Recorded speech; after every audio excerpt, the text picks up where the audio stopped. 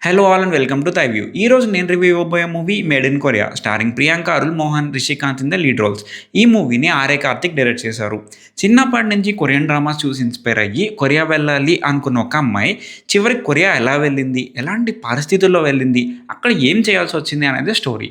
Movie చూసాక నా opinion చెప్పాలంటే నాకైతే పెద్దగా నచ్చలేదు. షెన్బా అనే ఆమె తమిళనాడులో ఒక ఇంటీరియర్ విలేజ్లో ఉంటుంది. వాళ్ళ నాన్నకు ఒక టిఫిన్ షాప్ ఉంటుంది. నాన్న కోరిక ఒక్కటే, కూతురికి మంచి సంబంధం చూసి పెళ్లి చేసేయాలి, షాప్ ఆమెకు అప్పచెప్పేసి రిటైర్ అయిపోవాలి. కానీ షెన్బా మాత్రం అలా కాదు. కే డ్రామాలంటే చాలా ఇంట్రెస్ట్. అలా కొరియన్ కల్చర్కి అట్రాక్ట్ అవుతుంది. జీవితంలో ఒక్కసారైనా కొరియా వెళ్ళాలి అనుకుంటుంది. చిన్నప్పటి నుంచి అదే డ్రీమ్లా పెట్టుకొని పెరుగుతుంది. పెళ్లి సంబంధాలు చూసే టైంలో తన చిన్నప్పటి ఫ్రెండ్ మనీ చేసిన కొన్ని పనుల వల్ల ఆమె అనుకోకుండా కొరియా వెళ్ళాల్సి వస్తుంది. కొరియా వెళ్ళాలి అనే తన కళ నెరవేరినా కూడా కొత్త దేశం, లాంగ్వేజ్ రాదు, పని దొరకదు. ఇలాంటి సిచ్యువేషన్లో ఆమె సర్వే అవ్వాల్సి వస్తుంది. ఆ అడ్డంకులని ఎలా దాటుకుని వెళ్ళింది అనేదే స్టోరీ. ఈ మూవీ స్ట్రక్చరే ఒక కే డ్రామా ప్లాట్లో ఉండేలా సెట్ చేసుకున్నారు. మేబీ రైటింగ్ ఇంకొంచెం స్ట్రాంగ్గా ఉండి మూమెంట్స్ ఇంకా ఎమోషనల్ అండ్ ఫన్నీగా ఉండుంటే ఈ సినిమా ఒక డీసెంట్ వాచ్ అయ్యేదేమో. కానీ ఆ లైన్ దాకా వెళ్ళకుండా అయిపోతుంది. నాకు ఈ సినిమాతో నా బిగ్గెస్ట్ ఇష్యూ ఏంటంటే సేమ్ స్టోరీ సేమ్ సీన్స్తో ఇండియాలో తీసేసినా కూడా మనకి అసలు తేడానే తెలియదు. అంత రొటీన్ ఉంటాయి సీన్స్. ఇలాంటి మూవీస్లో మెయిన్ ప్లాటే కాదు, సబ్ ప్లాట్స్ కూడా అంతే ఇంపార్టెంట్. కొరియన్ రిలేటెడ్ మూవీ కాబట్టి కొరియన్ బామ్మ సబ్ ప్లాట్, అలానే ఒక కేపాప్ బ్యాండ్ సబ్ ప్లాట్, ఇలా కొన్ని యాడ్ చేస్తారు. కానీ అన్ఫార్చునేట్లీ అవేవి పెద్దగా ఇంపాక్ట్ అయితే ఇవ్వవు. ఎస్పెషల్లీ ఆమె కొరియా వెళ్ళాక జరిగే ఇన్సిడెంట్స్ తీసుకుందాం. చాలా కన్వీనియంట్గా జరిగిపోతాయి. ఆమె మోసపోవడం, కన్వీనియంట్గా ఒక కొరియన్ అబ్బాయి ఆమెకి హెల్ప్ చేసేయడం, అలానే అంతే క్విక్గా ఆమెకి సరిపోయే జాబ్ వెతికి పెట్టేయడం, ఇవన్నీ చాలా ఈజీగా అయిపోయాయి అనిపిస్తుంది. అంటే ఈ మూవీ ఒక లైట్ హార్టెడ్ డ్రామానే నేను ఒప్పుకుంటా. ఈజీగా అయిపోయినా కూడా సినిమాటిక్ లిబర్టీ అనుకోవచ్చు. కానీ సమ్హౌ ఫేక్ అనే ఫీలింగ్ రాకుండా చూసుకోవాలి. ఆ ఫీలింగ్ అయితే వస్తుంది. అలానే హీరోయిన్ వర్క్ కోసం జాయిన్ అయిన కొరియన్ బామ్మ సప్లాట్ కూడా ఒక పాయింట్ వరకు ఇట్స్ క్యూట్ అట్లానే అనిపిస్తుంది. బట్ రిజల్యూషన్ అనేది చాలా డ్రాగ్ చేశారు. మళ్ళీ ఇక్కడ కూడా కొంచెం ఫేక్ డ్రామాటిక్ టెన్షన్ క్రియేట్ చేస్తారు.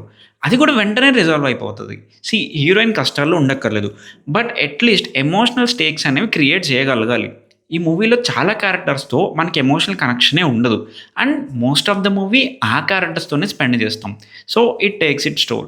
చాలా స్లో అనిపిస్తుంది. Acting by Priyanka, Arul Mohan is good. ఈ రోల్లో కొంచెం ఇన్నోసెన్స్ ఉండాలి, ఆడియన్స్ రిలేట్ అవ్వాలి, అండ్ టిపికల్ కే డ్రామా హీరోయిన్లో ఉండాలి.